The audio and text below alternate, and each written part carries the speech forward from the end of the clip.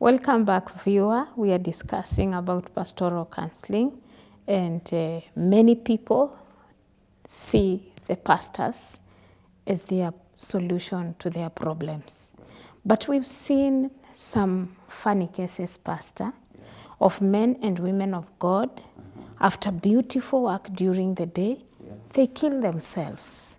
Where could the gap be when it comes to pastoral counseling? I think the pastors, they are normal people. Yes. They are just like any other person. They have a life to live. They also have their own stresses in life. And one of the things I think that is missing in many pastors, it is that maybe they stretch themselves so much because of a lot of work, and so they end up getting burned. And when they have a burning issue, many of them, they don't have somebody that we can call maybe an higher authority, maybe a mentor. Maybe we can call him a supervisor, but maybe in church I can call him maybe he is an high authority, whereby you can be able to go and confine yourself, and you can go and pour out your issues. You find in many churches that the pastor is doing a lot of work. He is a preacher, he takes care of the people, at the same time he is administrator. And you may find sometimes on top of that one, he has his own personal life to live. Yes.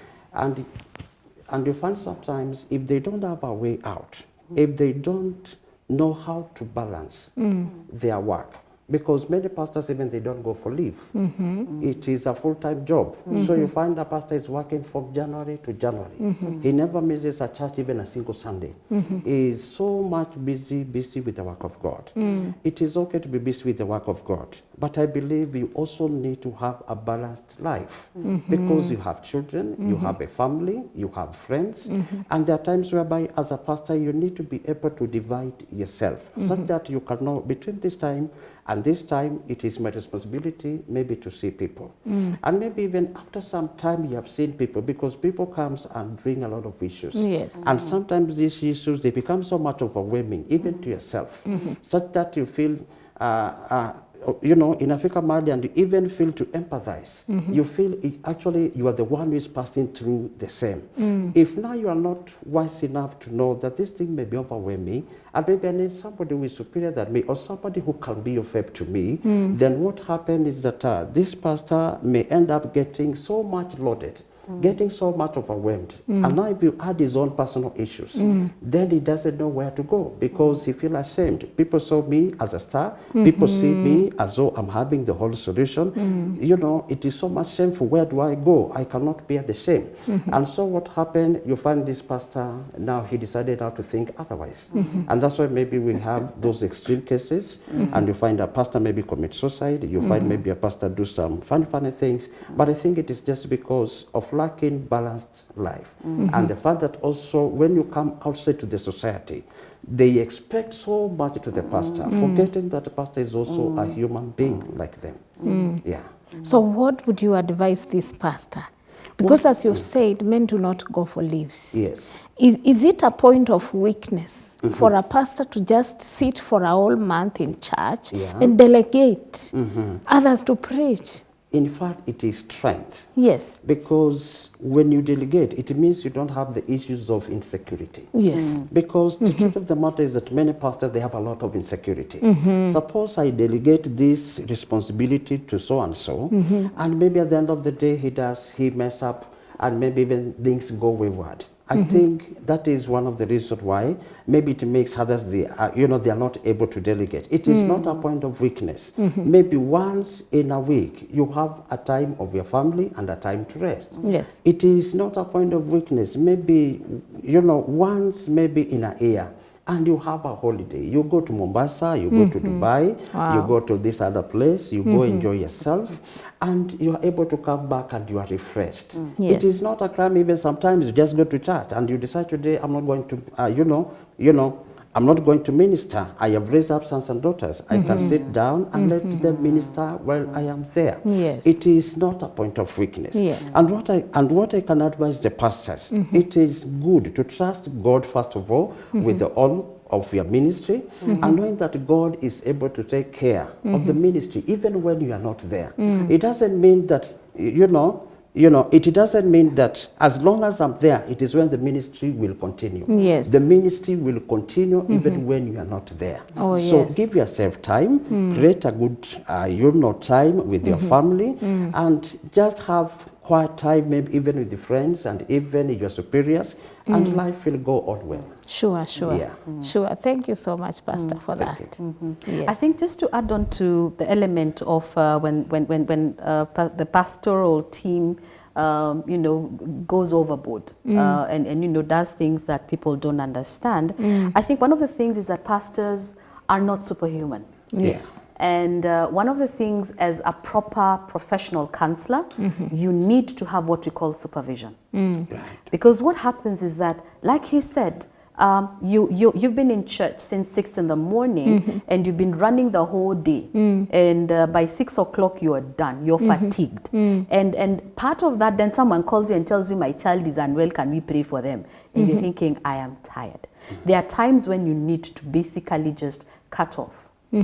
Go and see a fellow counselor. Because Yes. we are talking about professional counselors, not the pastors who decide because I can talk to the congregation, I'm a counselor. There is a process within professional counseling where we talk about supervision, where you're able to speak to someone who's most likely more experienced than you, someone who you'll be able to say, you know, you sit down and say, I have these particular cases, how best do I handle? Because I can tell you, dealing with people's issues is very draining. Yes. It is very tiring. And like he says, when someone comes and talks to you about something, you have a sense of responsibility over that information. Yes. And a lot of times, in as much as you want to, you know how they say you separate yourself from your job and everything, when someone gives you an issue, you take it up yourself. Yes. So in as much as you want to be as professional as possible and you empathize, you slowly slide into being sympathetic and it almost ends up becoming your own issue. So you can imagine if you're pastoring a congregation, not even say many, or even 100 people, and 30 of them are coming to you,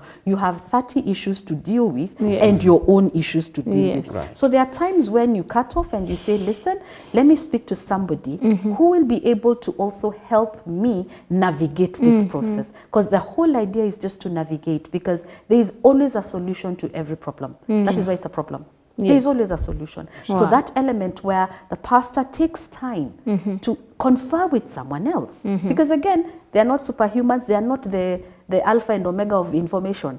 Because they also got information from somewhere. So they'll always be somewhere. So like he said, there's a sense of authority. But that authority also needs to be a counselor.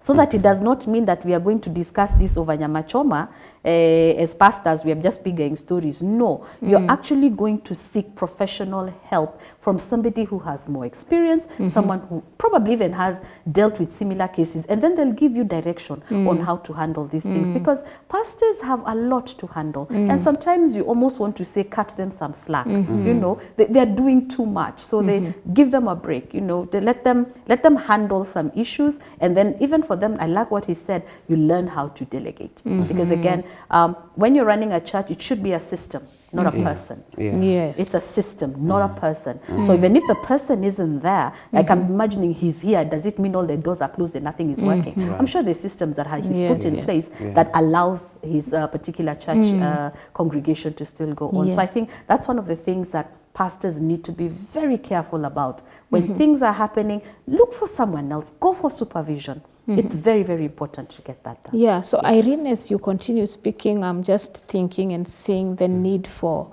refilling what you're giving to the 30 people, for example. You need to go for refill. Because if you give and give and give, a day will come when you are empty and you will feel like you want to end it all. Pastor, if I may ask, we've seen pastors, just like anybody else, we are friends, people we can confide in, people whom we find as a source of hope when we are just going down. Is it wrong, for example, in your introduction you said you are a reverend, which means you have many under you and somebody is above you.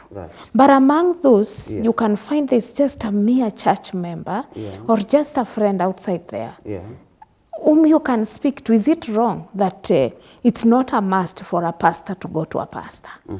Because you find many do not find somebody to trust Yeah. in their level, in their titles. But there is that intercessor in church. Right. There is that praise and worship team member Yeah. whom I can pour myself to. Is it wrong?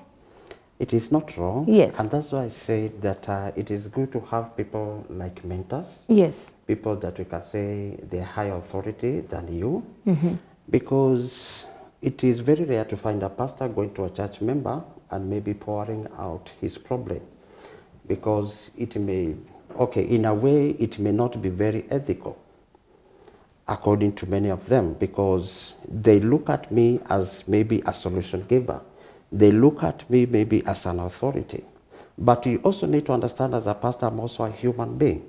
And as much as I may have my own issues, where, you know, what is the limit that maybe I can say to this level, maybe I need some help? And to me, I think it is good for a pastor maybe to have a big spectrum of people that surround him, that, and maybe out of them now, he can be able to choose the people that maybe they can be able to fellowship. Personally, I can say I have some mentors. And maybe once in a while, when maybe I have my own personal issues, I go confined to them and I share with them. Because also, you also need also to understand, when you go to some of these church members, they don't know about things about confidentiality. Maybe I come to you, you are a church member, and maybe you, and maybe in one or another, you can help me, but then you don't have confidentiality. I will feel insecure to come to you, share with you, and then maybe you're going to expose me. I would rather choose to go to somebody that is a professional, somebody that understands, and somebody that knows maybe better whatever he does, and I can be able to confine with him, knowing that I will feel secure. Because I can tell you, as pastors, we pass a lot, right away from family, personal life, and even ministerial. And we rarely share, and the people that we share, maybe they're very few. Yeah. Pastor, Yes. thank you so much for that. But Yes. I still have a concern. Yes. You've really said that you have to go for a higher authority. Yes. That higher authority may not have the solution to what I'm going through. Right. Because, for example, I want to look at your bishop. Yes. There are things you may not share to the bishop. Right. There are things you may not share to somebody there. But as I had asked before, Yeah. you have that person, you know, before you became a pastor, Right. you were a normal man. Yes. Interacting with so many people, you found a lot of comfort with them. Yeah. The fact that you got the title, Yes. that title may not help somebody. But somebody without a title Yeah. may help. And as you've said clearly, pastors go through a lot. Yes. From the counseling point of view, Irene, don't you think that it is the time maybe counseling is open even to people with big titles to go to where they seek solution? And as you comment on that, pastors' wives. Yes. Pastors' wives also go through hell. That is true. They get comfort, yes, Yes. from their husbands. Yes. Yes. And again, how can we help them? Okay. Through counseling profession. Irene. Wow. Okay. Just answering for the two of them, I think the first thing about what he said with regards to, as a pastor going to someone who has some level of authority over them, I think like I said, there needs to be a level of discretion for you as a pastor. Because as a pastor, there are people who are still your friends. And when you talk about friends, I'm not talking about the congregation, I'm talking about your friends. Marafiki were that. Yes. They are your friends.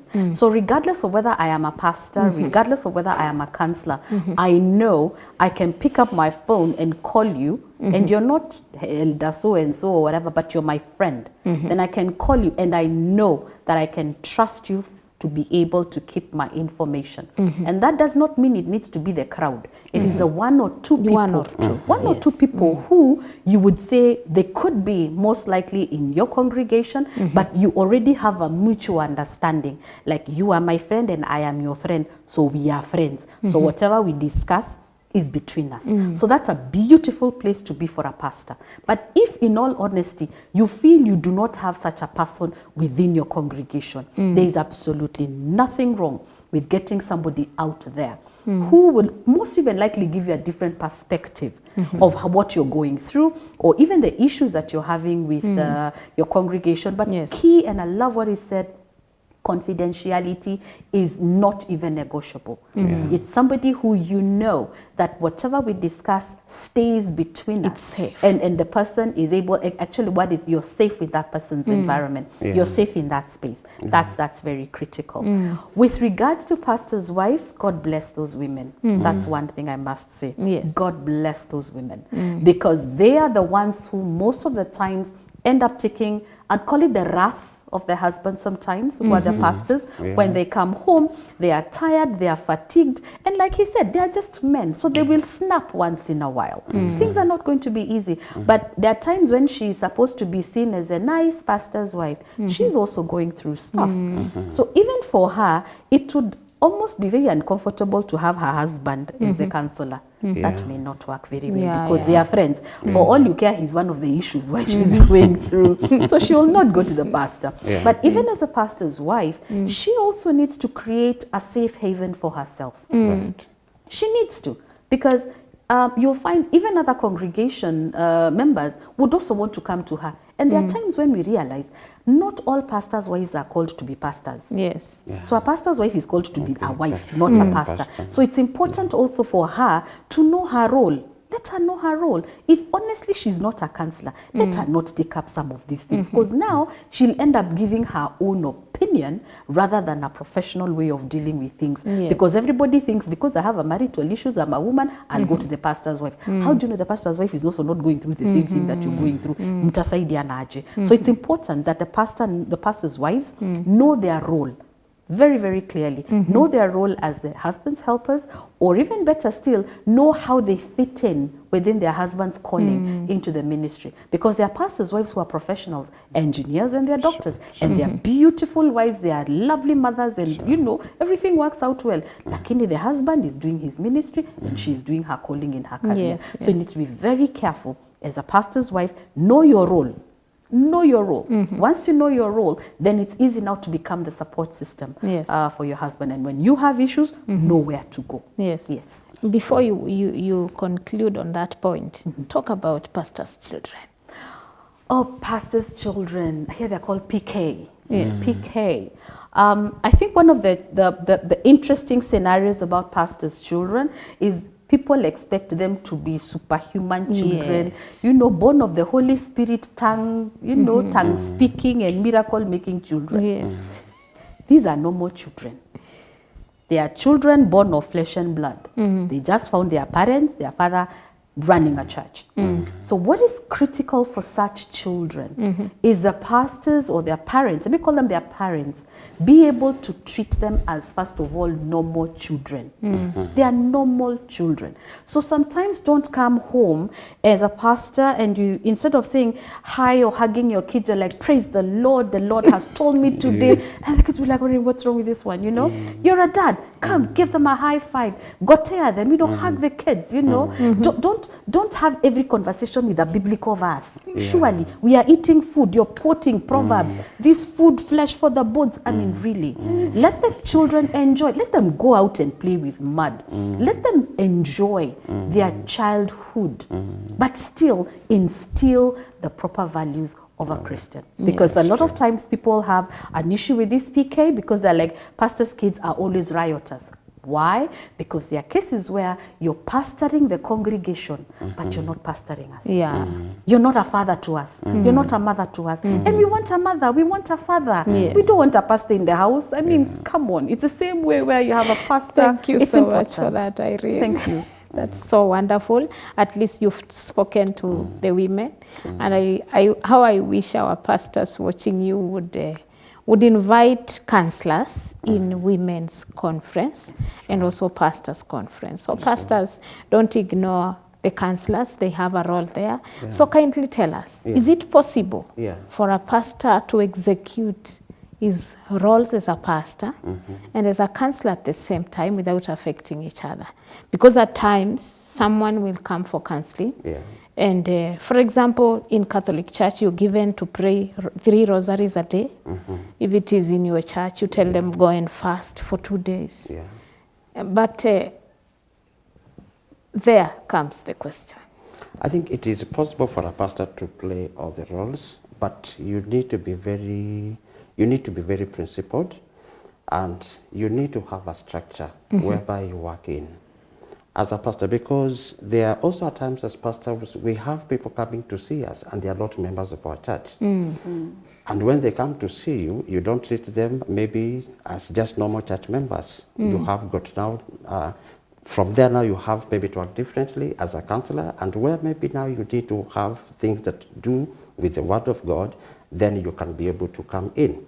And normally what we do is that you have a structure. Maybe on a certain day, I'm going to have maybe sessions of people that maybe have particular problem. They can come and maybe see me. And when they come and see you as a pastor, it is also good, even before you start to counsel them, it is also good to put your limitation as they are talking to them. I am speaking to you as an authority, or, I am talking to you as a pastor, but whereby the limits may maybe go beyond the spirituality. That is where also you can also be able to open a way that in event whereby I see the situation, it is not spiritual, I'll be able to advise where you can be able to get help. And that one you do it right away at the beginning, before even you start to counsel. Once a client comes in or once a member comes in, you just you just have to make those rules clear. And once you do that one, it becomes easy for you to be able to separate, whereby you are able to come in as a pastor and share as a pastor and give maybe guidance and maybe some care that are needed, and whereby maybe now it is now a need of a professional counseling. Because there are some people who may come to you and maybe even they need therapy. So that means they'll have maybe to come first, second, maybe third or fourth time. And as a pastor, because you had already alerted them from the beginning, according to the issue that I've seen, you may need to come maybe twice or thrice, because this is more than spiritual. And once they are aware about it, you are able to build them, and at the end of the time, they can be able to make informed choice. Yes. Thank you. Wow, we are almost coming to the end of the show. So, Irene, pastoral counseling and mental health. Those are two things which go concurrently, and at times they may be misinterpreted or confusion, late referral. How can you say about them? I think one of the things we need to be very clear about when you're going for pastoral counseling and you're having mental health issues is that pastoral counseling is not a situation where you're just going to pray, and that's it. And then you think your mental issues are going to go away.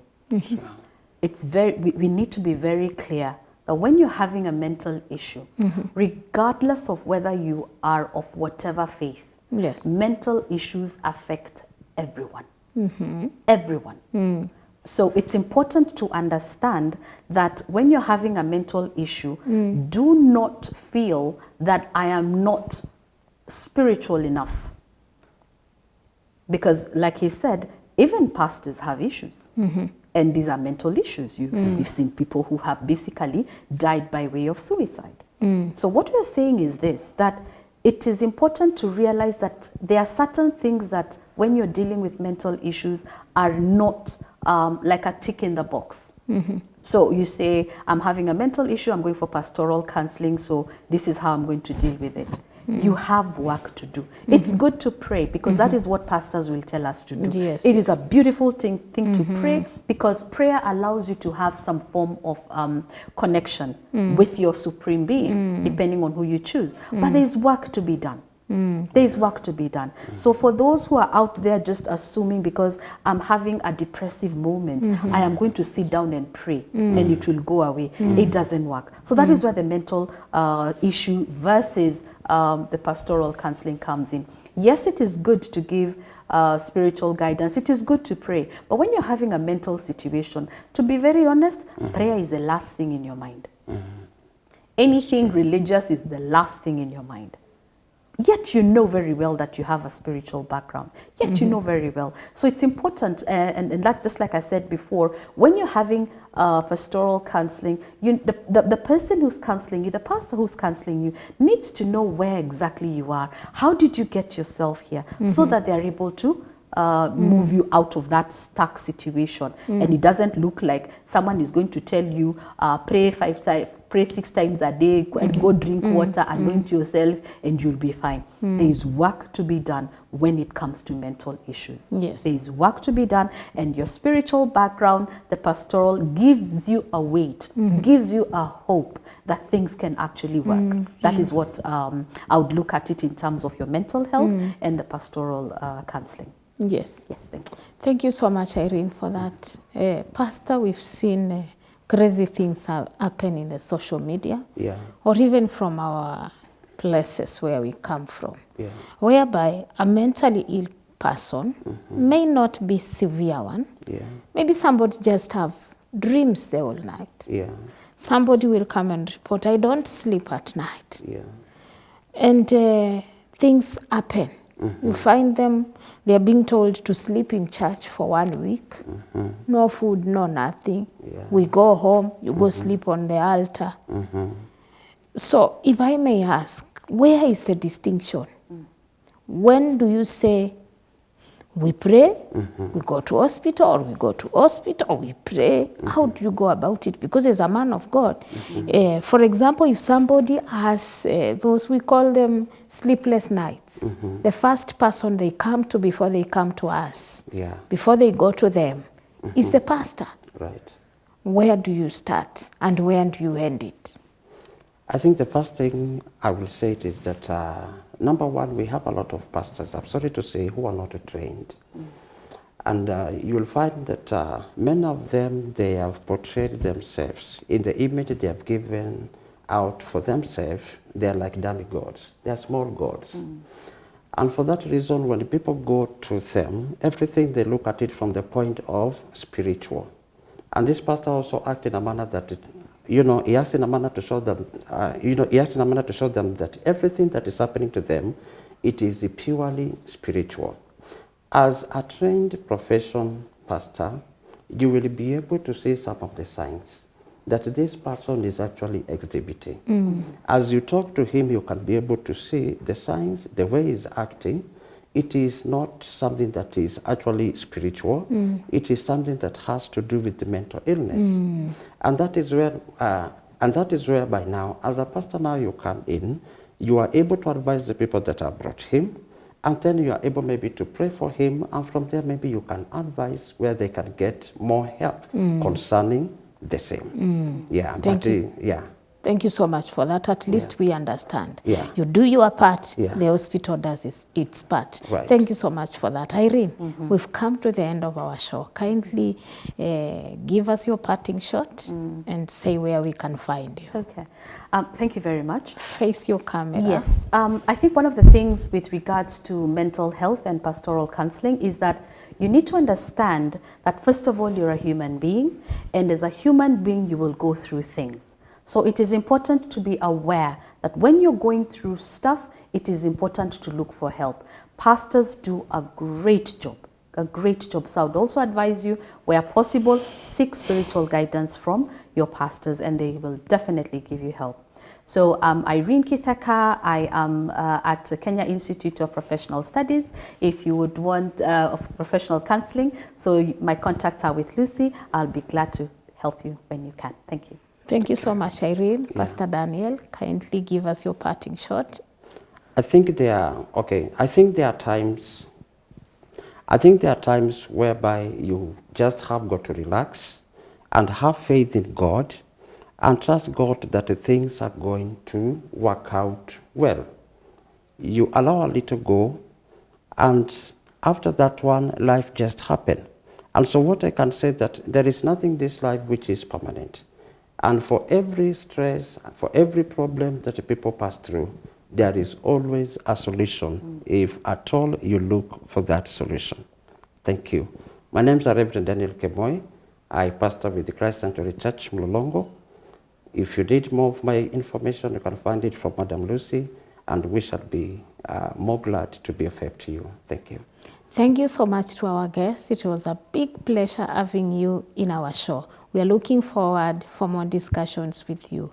Pastoral counseling is a challenge in our country, in the world, around the globe, and I am sure from what we've shared, at least you've known that pastors do not have your solutions, but they can always help you. To our pastors, kindly seek psychological help. I was your host, Lucy Wanza Kariuki.